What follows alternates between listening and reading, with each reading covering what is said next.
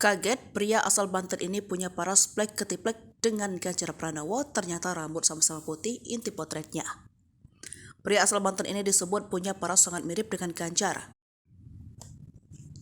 Pria asal Banten yang bernama Ari Budiarto ini wajahnya disebut mirip dengan Gubernur Jawa Tengah.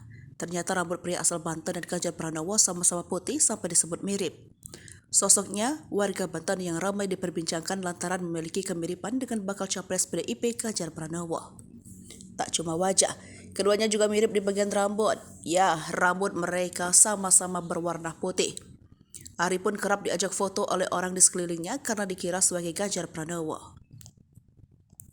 Mulai rambut, senyum, hingga postur tubuh pria tersebut jadi sorotan dan diyakini sangat mirip dengan Ganjar. Ari diketahui adalah seorang ketua rukun warga di tempat tinggalnya itu, Kota Serang, Banten, Perumahan Gria Permata Asri, Dalung, di Pojok Jaya. Dia mengaku banyak orang yang melihat mirip dengan Ganjar Pranowo. Apalagi setelah dia memposting foto di aplikasi WhatsApp dan media sosial.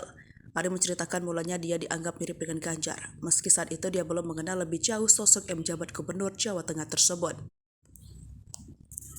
Ari kemudian menelusuri biografi dan perjalanan politik politisi PDIP itu, lantaran rasa penasarannya setelah diceritakan sang istri.